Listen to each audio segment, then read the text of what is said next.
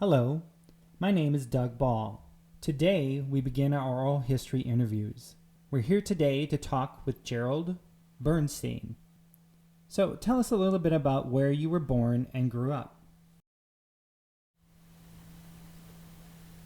Well, I was born and raised in Brooklyn, New York, USA. I was born deaf, and I went to an oral school in New York City, PS 47. It was a very well-known school. When I graduated, I went to the City College of New York. It was very challenging because that was immediately after World War II, and each of my classes had about 100 GIs who were attending school on the GI Bill, which allowed them to go to school for free. I was studying until 2 or 3 in the morning sometimes. My father saw how hard it was for me and told me that it just wasn't worth it. I agreed, and he convinced me to transfer to Gallaudet.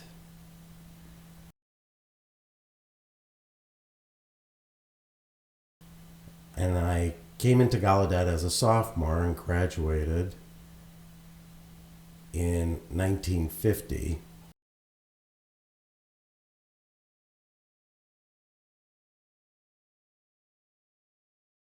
So you graduated from Gallaudet and then came to Minnesota. What brought you here?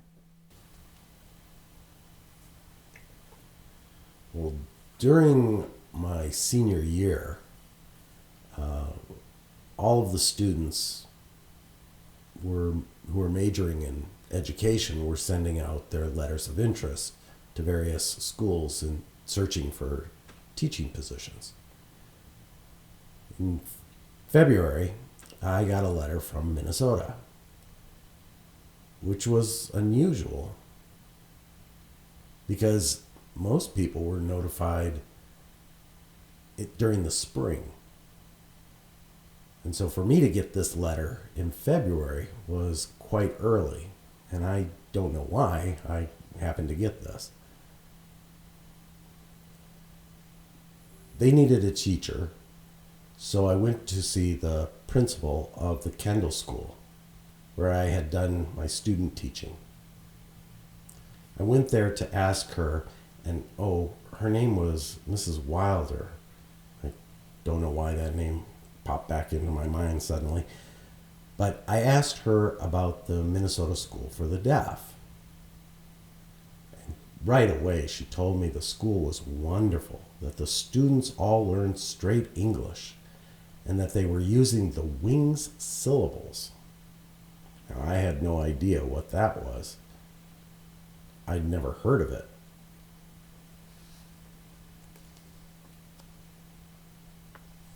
I felt I needed another opinion, and so I went to see the president of Gallaudet, Dr. Elstad. He had actually been the superintendent of the Minnesota school just prior to coming to Gallaudet. He also told me that the Minnesota school was a very good school and that I should take the position.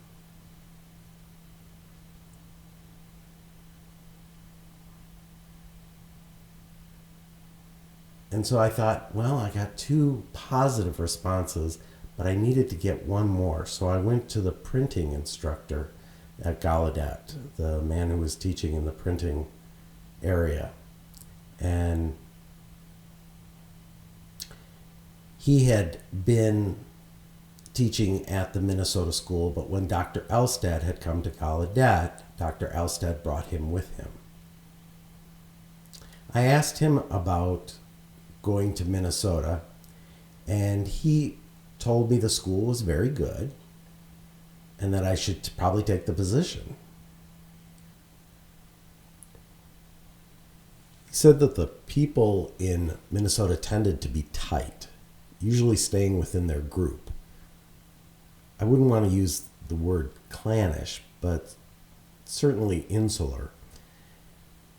they were not particularly open to outsiders coming into their services or what have you.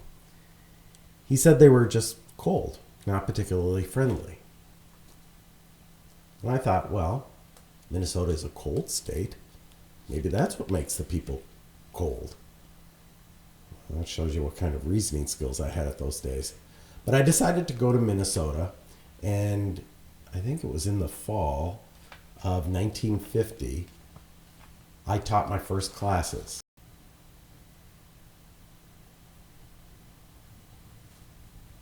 I had several different students and several different subjects that first year.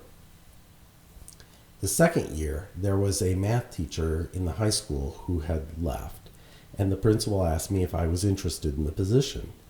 And I was interested in teaching math, and so I thought, sure, I'd like to move up to the upper level grade. And I stayed there for 14 years. So counting my first year at Faribault, that made it 15 years at the school, and I really enjoyed my time at MSAD. I always enjoyed teaching, and it wasn't just the teaching itself, but also working with the students. They were all so bright, such a good group of students. I only had to teach a concept once, and they had it. It sure made my life easy.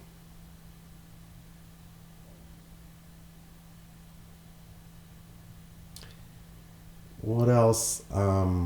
Well, unlike what the printing teacher had said about Minnesotans, I found the people to be very nice and warm and welcoming. It was a very different experience. The town was very friendly, and the townspeople were very friendly. I got to know many people living there, and some became very good friends. I tended to go to one particular restaurant called the Olympia. There were 3 brothers who owned the restaurant, and I considered them friends. And I learned about the stock market by going to that restaurant. They happened to subscribe to the Wall Street Journal. And when I would go there, they would always give me the day-old Wall Street Journal, and I would look through the paper and learn about stocks and trades. And that all started from my experience in Faribault. While I was at Faribault, I also learned how to fly. The town of Faribault has a small airport, and I would go to the airport and had an instructor who would give me lessons. The 2 of us would sit side by side in a small airplane. Then I started to fly solo. I was really nervous the first time I did it, but I finally took that solo flight. I flew around for several hours, not all at once, but I did this from time to time. It was in Faribault that I also learned how to play squash. I'd play with the superintendent every Saturday in the school gymnasium. And, excuse me, I have to look at my notes. Oh yes, I became an official basketball referee. I did that for 11 years. I worked as a ref in the City League. That was a league that included both boys and men playing basketball. And then I also refereed for a small high school and Bible college. And let's see, what else did Faribault teach me? Excuse me while I look at my notes again. Oh, yes. Something very important. Faribault's where I learned to play golf. That's one of the other things I learned there.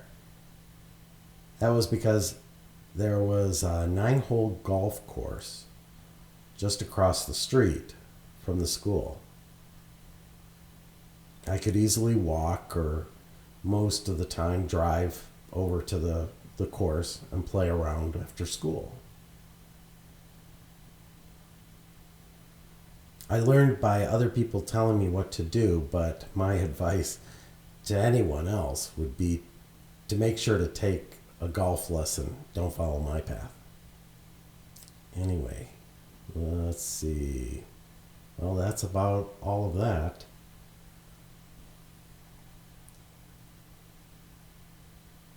After 15 years, I wanted to advance professionally, so I decided to go to the California State University at Northridge. And there I studied what was then part of the National Leadership Academy. It was an 8-month master's program. A wonderful place. It's the only place in the world where you could get a master's degree in 8 months. Well, let's see. I have to remember this. I went in January, February, March, April, May, June, July, August. Yes, August, right. So my math is still good. I couldn't remember, but my math is still good. I got an 8-month degree, and I sent a letter back to Minnesota because I had always wanted to go back to Minnesota. And at that time, as I understood it, the academy, the state school, was changing positions, and they were creating a position for a dean of students. Prior to that time, they never had the dean's position. They had what were called headmasters. They had one for the boys' dorm, one for the girls' dorm, and then one for the young children, that dorm. And each of those individuals then reported on to the superintendent.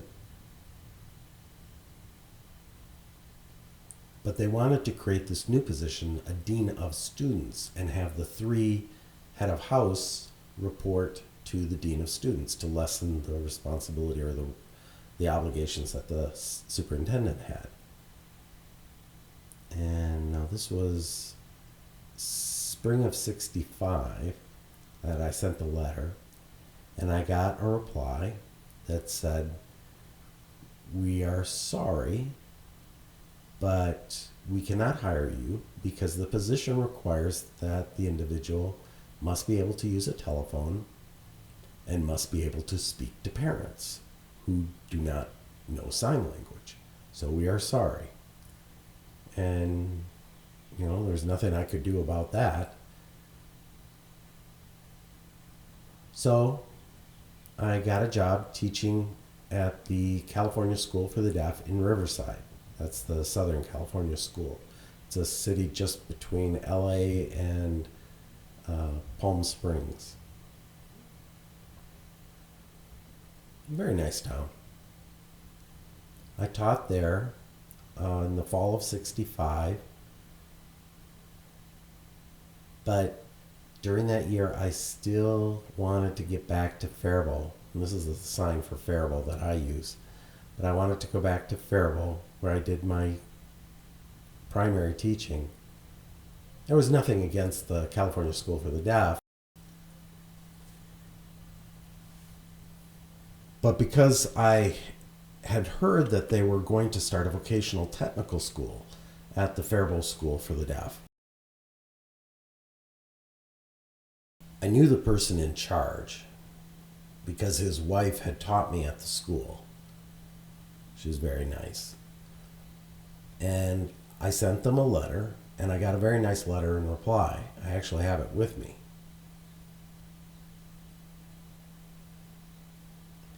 And that letter confirmed that they knew who I was,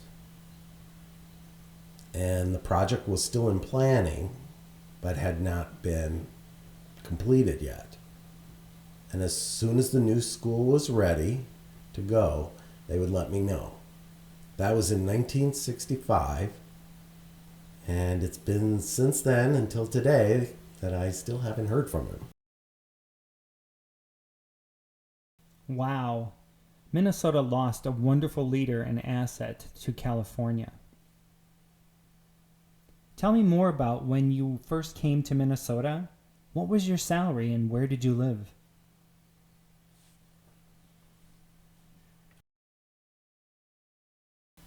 Thank you. Yes. I got a telegram from the superintendent offering me the job and paying me the salary of $295 a month. And that would then, I'd have to pay the $30 for my room and board from that $295. So that was a nice offer, $295 a month. I thought it was wonderful at that time. Of course, today, there's no way I would take something like that. Did you have or buy a car?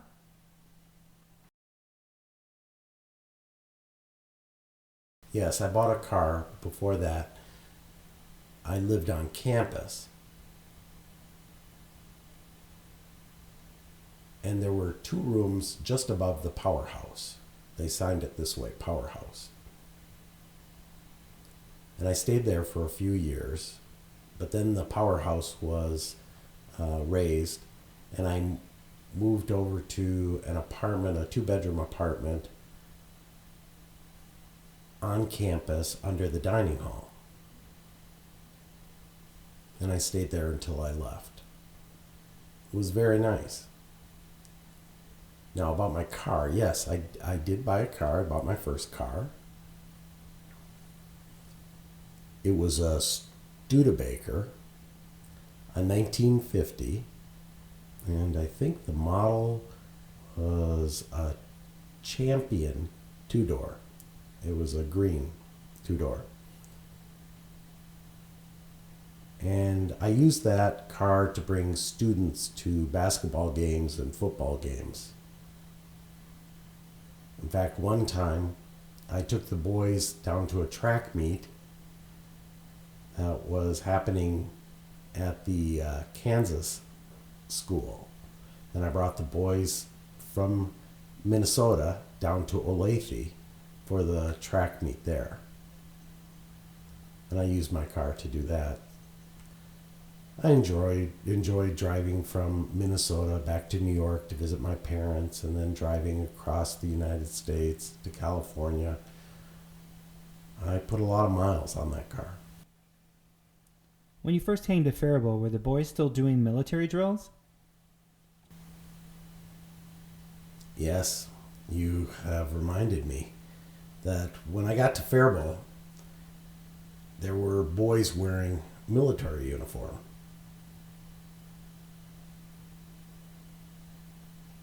And they had military practice. Faribault was one of the few schools at the time that still practiced military drills. The year after I arrived was the last year they had done that. But they practiced military drills around the grounds. Also, Faribault had a girls' drum corps. And many of the girls were in that corps, and they would perform during halftime of football games. And I understood that they were so good that they were even asked to go to the state of Minnesota basketball tournament in Minneapolis. And they performed twice during 2 different games. They did the first game and they had to wait then for the second game. And our girls went out during the half of the basketball game, and this was not during my time, it was prior to that. People in the audience even started to cry. I'm not sure why. I suppose it was an emotional experience seeing these girls drum. But they had a majorette, or a drum leader, who had a long baton and would help the students keep in time. They did a beautiful job. They stopped a few years later, which was too bad, because it was nice PR for the school. Wow, you've seen a lot happen at the school. Can you talk to us a bit about your work with the deaf community? With what was then the Minnesota Association of the Deaf, or MAD, and is now the Minnesota Association of Deaf Citizens, or MADC. Tell us about that and your work with other organizations. Oh yes, I was very involved at the time. for several terms, I was the president of the Gallaudet Alumni Association. And I was very involved there. I was also involved with MADC. An example is in relation to the National Association of the Deaf. At that time, the 48 states were considering joining NAD, and there were 48 states at that time. And they had to get approval from each state organization to become an affiliate of NAD. And Minnesotans, the Minnesota members, you remember, were kind of insular and didn't want to necessarily do things with groups outside of Minnesota. And so they asked me to serve on the committee of 3. There was an individual who was a teacher at the deaf school, and he supported NAD. His name was Herbert Sellner. The other person, who's also a well-known leader from Minnesota, his name was Gordon Allen, and his name sign was a G on the forehead. He's a brilliant man, really. I was very impressed with him. And he was against the affiliation with NAD for many of the reasons that I described before. And then I was involved, and I was a teacher at the school, but I was seen as neutral. I didn't really have enough information about NAD. I didn't know it well at the time, so I was kind of on the fence. The 3 of us met, and we were to make a recommendation whether we join NAD or not. And we deliberated and discussed, and I remember during our discussions, it took a lot of time to come to consensus. But we finally agreed that we should join NAD. And we sent a telegram off to NAD, and we found that we had been the first state to affiliate with NAD. Several hours later, Oklahoma's chapter had decided to join NAD, and they thought they were first, but they were in fact second. And there was a man, his name was Ted Griffith. He was very good friends with Gordon Allen. They had always been slightly competitive. And so Gordon sent him a telegram and said, "No, you were not the first. We were the first." And it's been written in the history books that MADC, or Minnesota, was the first to align with NAD. Now, in reference to the Gallaudet Alumni Association, Minnesota's chapter was also the first chapter of the Alumni Association, state chapter. So Minnesota has a record of being first in many ways. And I'm happy that I was involved. I also think that I was involved and asked to speak to a variety of community groups in Minneapolis and St. Paul on a variety of different topics. While you were teaching, did you attend the NAD conferences?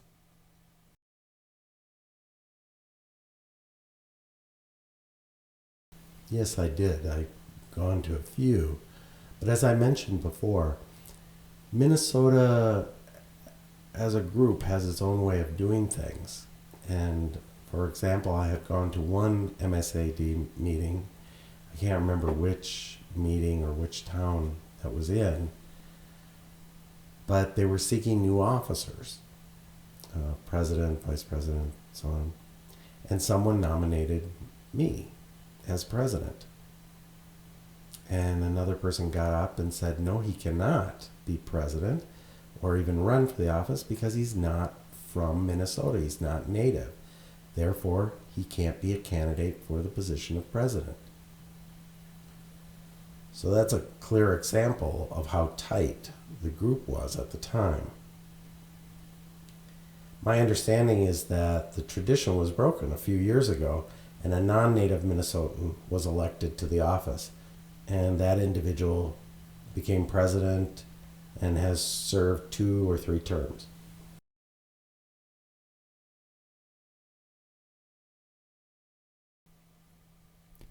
I remember when I was a young boy in Faribault looking up to you. You were a scoutmaster. Do you have any special memories of working with the scouts? Oh, yes. I was a scoutmaster for a good number of years.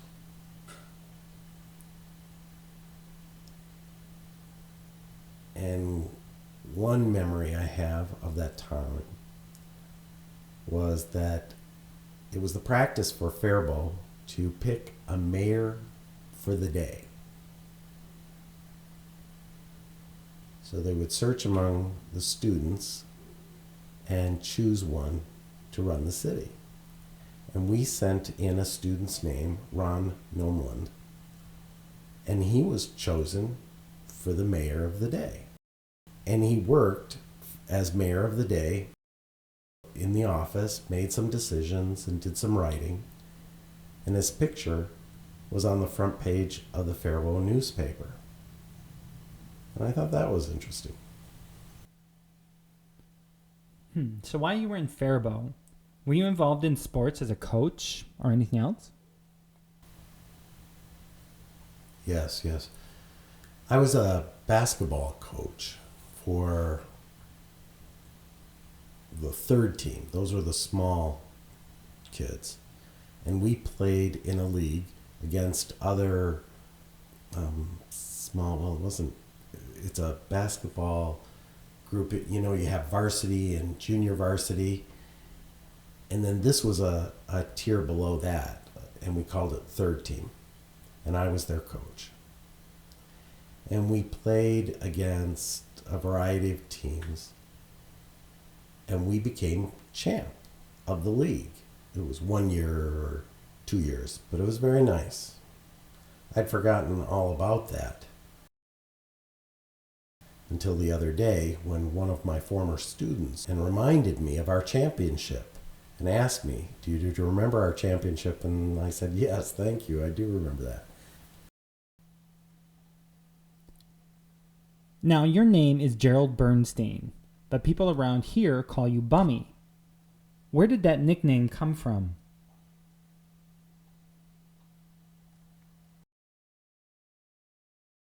Ah, yes. How I got the name Bummy. Yes. Well, how I got that name.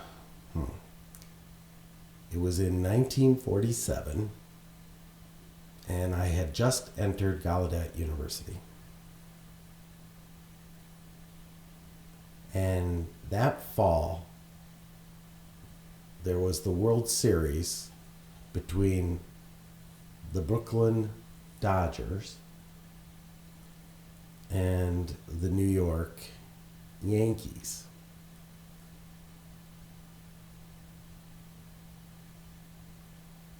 And what was really amazing is that the Dodgers were even in the World Series because they had never played well. For example, you know, their outfielders, they would hit the ball and they would run for it and the ball would end up hitting them on the head. Or they had a shortstop who would rush up on the ball and the ball would go right through his legs. So that was the famous 47 Dodgers who won the World Series. And I was at Gallaudet at the time, and we didn't have TV. All we had was the radio. And so we would have to find a hard of hearing person, a student at Gallaudet who could hear some, and they would listen to the radio in their room, and all of us, all the other students, would go to that room, and they would give us the information, the play-by-play of what was happening. Who had stolen a base, who was out, who had gotten a hit. It was very exciting. And I was really getting excited, and I would hit the other students. And I was becoming kind of a pest. Now I should back up. The Dodgers were known as das Bums because of the way that they played the game. They're losing so much. And so it was kind of the way that they played. They were called das Bums. And so I was hitting all my classmates and kind of being so disruptive that they took me by the scruff of my neck, pulled me into the restroom, put on the tap water and said, "We're going to baptize you the bum." And they sprinkled me with water. Now I'm Jewish, so I didn't know anything about baptism, but they thought that this was a ritual that they wanted to let me experience, and they baptized me the bum. And another student said, "Well, bum isn't nice. I'm going to add MY to that, and I'm just going to call you Bummy." And that name has stuck to this day. Many people don't even know what my first name really is or how to spell my first name or last name. They just always reference me as Bummy because everybody knows who Bummy is. That's me. I understand you were the first deaf person to be certified as a parliamentarian. Is that correct? No, that's not true. I am not the first deaf person. The first deaf person was, I can't remember his name, but the time was 1950s that that individual became a certified professional parliamentarian, and that he has since passed away. But as of today, I believe that I'm the only certified professional parliamentarian in the United States or in the world. That's considered a CPP. And I've traveled around helping individuals and organizations. I've been doing this for about 15 or 20 years, and I've given over 220 workshops and still adding more.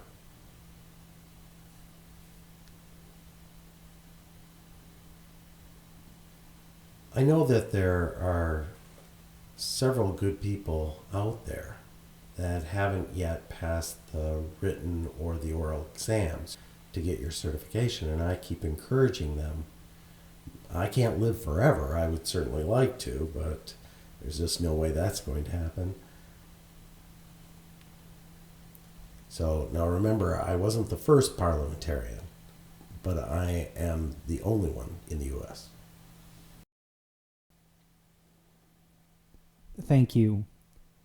Now, I'd like to give you this opportunity to share any thoughts with our audience, any final comments or things that may have come to mind that you'd like to share with us.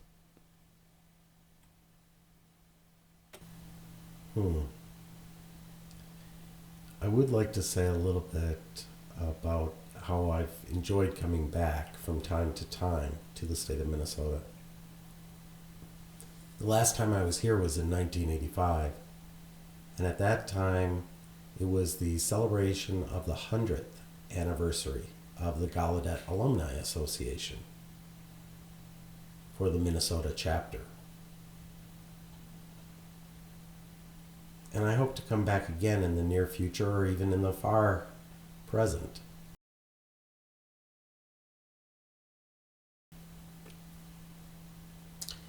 And I would like to close by keeping it short and simple.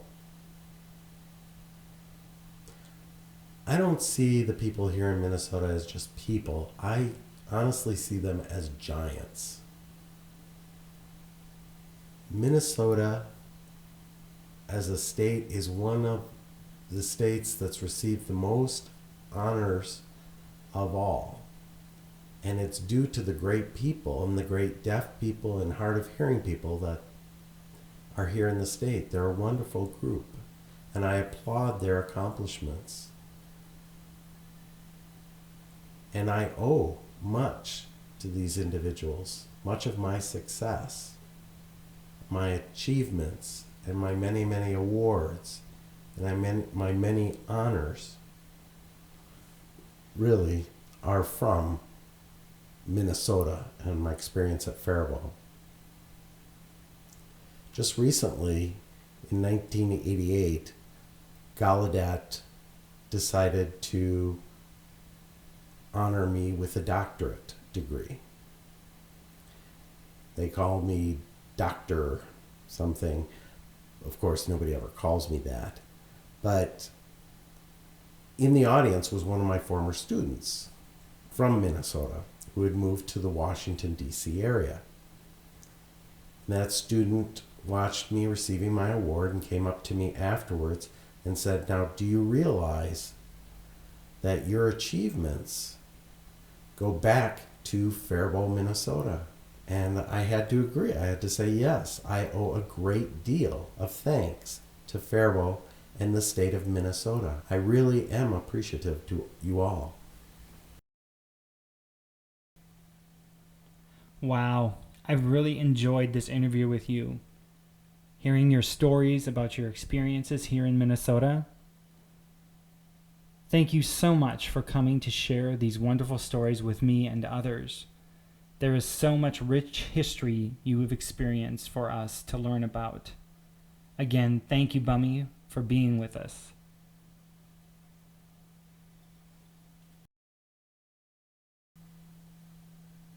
So this sign here, what does that mean? Can you give me an explanation of it? Yes, I forgot to explain about the use of the word parliamentarian. And we sign it like this, a P on the arm. And you might ask why they sign that way. I honestly don't know why. It's a long word. It's Parliamentary.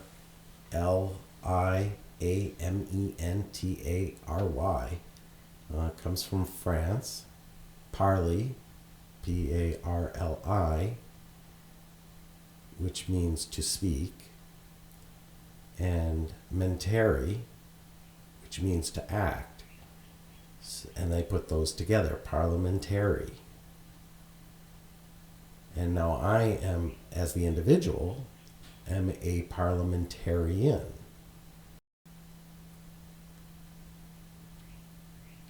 Now, what a parliamentarian does is help to follow the rules of a meeting. Many people don't know the right way to conduct a meeting, and that results in a lot of arguments. And we typically use a book called Robert's Rules of Order. We condense that to RROR.